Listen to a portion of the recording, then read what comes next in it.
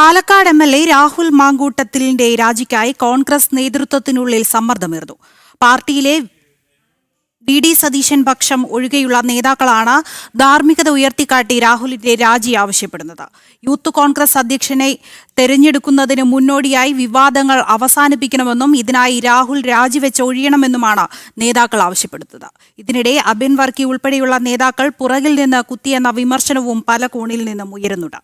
വിവരങ്ങളുമായി തിരുവനന്തപുരത്ത് നിന്ന് എസ് ശാലിനിയുണ്ട്. ശാലിനി, വിശദാംശങ്ങൾ.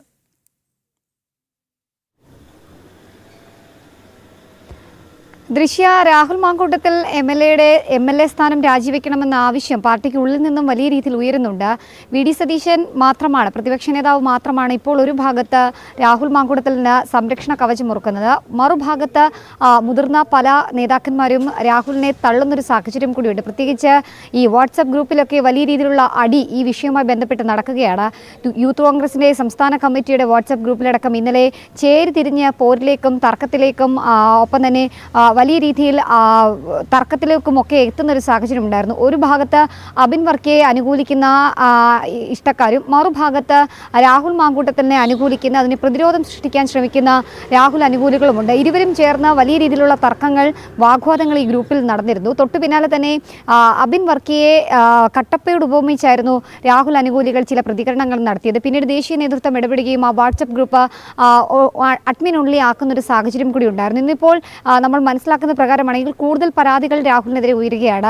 ലൈംഗിക അതിക്രമ കേസ് അടക്കമുള്ള കാര്യങ്ങൾ രാഹുലിനെതിരെ ഉണ്ടാകുന്ന സാഹചര്യത്തിൽ ധാർമ്മികതയുടെ പേരിൽ രാജിവെക്കണം, എം.എൽ.എ. സ്ഥാനം ഒഴിയണം എന്നുള്ളതാണ് മുതിർന്ന കോൺഗ്രസ് നേതാക്കൾ ആവശ്യപ്പെടുന്നത്. CPM-ന്റെ ഭാഗത്തു നിന്നും അത്തരത്തിലൊരു പ്രതികരണം വന്നിട്ടുണ്ട്.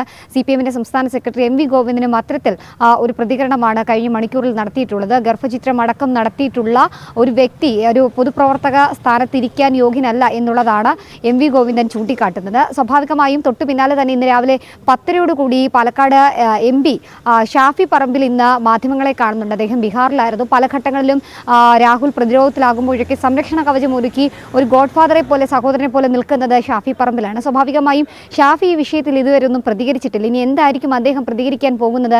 രാവിലെ 10:00 മാധ്യമങ്ങളെ കാണുമ്പോൾ എന്ത് സംസാരിക്കും എന്നുള്ളതാണ് കണ്ടറിയേണ്ടത്. എന്തായാലും വലിയ രീതിയിലുള്ള തർക്കങ്ങൾ, വിവാദങ്ങൾ ഈ വിഷയമായി നടക്കുകയാണ്. ഒരു ഭാഗത്ത് യൂത്ത് കോൺഗ്രസിന്റെ സംസ്ഥാന നേതൃത്വത്തെ, സംസ്ഥാന അധ്യക്ഷനെ, പുതിയ അധ്യക്ഷനെ കണ്ടെത്താനുള്ള ചർച്ചകൾ നടക്കുമ്പോൾ പ്രശ്നം ഒതുക്കി തീർത്തുകൊണ്ട് മുന്നോട്ട് പോകാനാണ് കോൺഗ്രസ് ഒരുങ്ങുന്നത്. കൂടാതെ തന്നെ തദ്ദേശ നിയമസഭാ തെരഞ്ഞെടുപ്പ് അടുത്തിരിക്കുന്ന സാഹചര്യത്തിൽ ഇത്തരത്തിലൊരു തർക്കമൊന്നും വേണ്ട. വലിയ രീതിയിലാണ് വിവരങ്ങൾ നൽകിയത്.